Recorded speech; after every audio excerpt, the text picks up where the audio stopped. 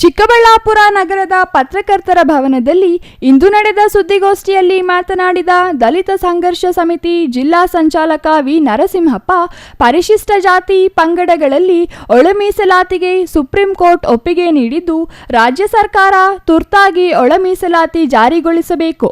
ಈ ವಿಚಾರದಲ್ಲಿ supreme court ಆದೇಶ ನೀಡಿದ್ದರೂ ಮುಖ್ಯಮಂತ್ರಿ ಸಿದ್ದರಾಮಯ್ಯ ಒಳ ಮೀಸಲಾತಿ ಜಾರಿ ಮಾಡುವಲ್ಲಿ ಮೀನಾಮೇಷ ಎಣಿಸುತ್ತಿದ್ದಾರೆ. ಇದರಿಂದ ಮುಖ್ಯಮಂತ್ರಿಗಳು ಒಳ ಮೀಸಲಾತಿ ಪರವಾಗಿಲ್ಲ ಎಂಬುದು ಸ್ಪಷ್ಟವಾಗುತ್ತಿದೆ ಎಂದರು. ಸುಪ್ರೀಂ ಕೋರ್ಟ್ ತೀರ್ಪು ಪ್ರಕಟಣೆಗೊಂಡಾಗ ಸಿದ್ದರಾಮಯ್ಯ ಅವರು ನೀಡಿರುವ ಹೇಳಿಕೆ ಆಶಾದಾಯಕವಾಗಿದೆ. ಈ ನಿಟ್ಟಿನಲ್ಲಿ ತುರ್ತಾಗಿ ಸಚಿವ ಸಂಪುಟ ಸಭೆಯಲ್ಲಿ ಒಳ ಮೀಸಲಾತಿ ಸಂಬಂಧ ಒಪ್ಪಿಗೆ ಪಡೆದು ಜಾರಿಗೊಳಿಸಬೇಕು ಎಂದರು. ರಾಜ್ಯ ಸರ್ಕಾರಗಳಿಗೆ ಪರಿಶಿಷ್ಟ ಜಾತಿ ಒಳ ಮೀಸಲಾತಿ ವರ್ಗೀಕರಣ ಮಾಡುವ ಅಧಿಕಾರ ಇದೆ ಎಂದು ಸುಪ್ರೀಂ ಕೋರ್ಟ್ ಆದೇಶ ಮಾಡಿದೆ. ಇದನ್ನ ರಾಜ್ಯ ಸರ್ಕಾರ ಸಮಯಕ್ಕೆ ಸರಿಯಾಗಿ ಅನುಷ್ಠಾನ ಮಾಡಿಲ್ಲ. ಹಾಗಾಗಿ ರಾಜ್ಯ ಸರ್ಕಾರದ ವಿರುದ್ಧ ವಿವಿಧ ಬೇಡಿಕೆಗಳು ಈಡೇರಿಸುವ ಬಗ್ಗೆ ಎಲ್ಲಾ ಜಿಲ್ಲಾಧಿಕಾರಿಗಳ ಕಚೇರಿ ಮುಂದೆ ಸೆಪ್ಟೆಂಬರ್ 12ರಂದು ಸಾಂಕೇತಿಕ ಧರಣಿ ಮಾಡುತ್ತಿದ್ದು, ಚಿಕ್ಕಬಳ್ಳಾಪುರ ಜಿಲ್ಲಾಧಿಕಾರಿ ಕಚೇರಿ ಮುಂದೆಯೂ ಅಂದು ಸಾಂಕೇತಿಕ ಧರಣಿ ಮಾಡುವ ಮೂಲಕ ರಾಜ್ಯ ಸರ್ಕಾರಕ್ಕೆ ಬಿಸಿ ಮುಟ್ಟಿಸಲಾಗುವುದು ಎಂದರು. ನನ್ನ ಹೆಸರು ವಿ ನರಸಿಂಹಪ್ಪ ಅಂತ, ಕರ್ನಾಟಕ ದಲಿತ ಸಂಘರ್ಷ ಸಮಿತಿ ಚಿಂತಾಮಣಿ ಜಿಲ್ಲಾ ಸಂಚಾಲಕರು.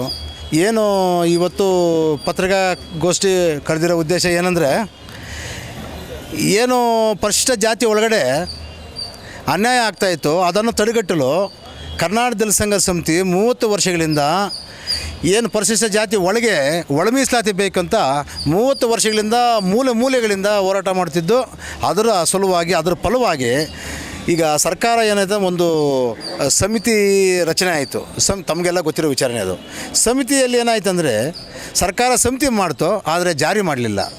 ಏನು ಜಾರಿ ಮಾಡಲಿಕ್ಕೆ ಏನಂದರೆ, ಏನು ಈ ಪರಿಶಿಷ್ಟ ಜಾತಿ ಒಳಗೆ ಕೆಲವರು ಮಾಡಬಾರ್ದಂತ, ಕೆಲವು ಮಾಡಬೇಕಂತ ಈ ಥರ ಒತ್ತಡ ಆಯಿತು. ಹಾಗಾಗಿ ಸರ್ಕಾರ ನಮಗೆ ಯಾಕಪ್ಪ ಅಂತ ಕೈ ತೊಳ್ಕೊಳ್ಳಿಕ್ಕೆ ಏನು ಮಾಡ್ತಾ ಅಂದರೆ ಸುಪ್ರೀಂ ಕೋರ್ಟ್ ಅಂಗಳಕ್ಕೆ ಹೋಯಿತು.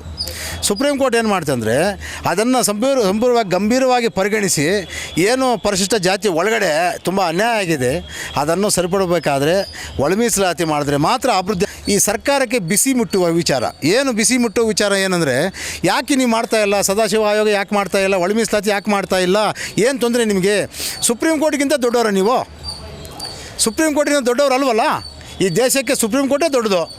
ಹಾಗಾಗಿ ಸುಪ್ರೀಂ ಕೋರ್ಟ್ ಏನು ಆದೇಶ ಮಾಡಿದೆಯೋ ಅದನ್ನು ಪಾಲನೆ ಮಾಡಬೇಕು ಮತ್ತು ಜಾರಿಗೆ ತರಬೇಕಂತ ಕರ್ನಾಟಕ ದಲಿತ ಮೂಲೆಗಳಿಂದ 12ನೇ ತಾರೀಕು ಒಂದು ತಮಟೆ ಚಳವಳಿ, ಏನೋ ಜಿಲ್ಲಾಧಿಕಾರಿಗಳಿಗೆ ಕಿವಿ ಕೇಳಿಸೋವರೆಗೂ,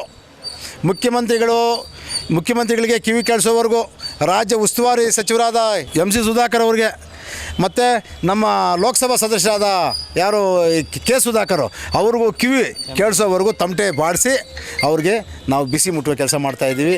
ಇನ್ನು ಸುದ್ದಿಗೋಷ್ಠಿಯಲ್ಲಿ ಚಿಕ್ಕಬಳ್ಳಾಪುರದ ಜಿ ಗಂಗಣ್ಣ, ಮಂಚೇನಹಳ್ಳಿಯ ವೆಂಕಟಸ್ವಾಮಿ, MG ರಮೇಶ್, ಕೃಷ್ಣಪ್ಪ ವೆಂಕಟೇಶ್, ಗೌರಿಬಿದನೂರಿನ ಕೃಷ್ಣ, ಮೋಕ್ಷ ಅಲೈಕ್ಯ, ನರೇಶ್, ನಾರಾಯಣಪ್ಪ ಇನ್ನೂ ಹಲವರು ಹಾಜರಿದ್ದರು. Nandakumar, CTV news, Chikkaballapur.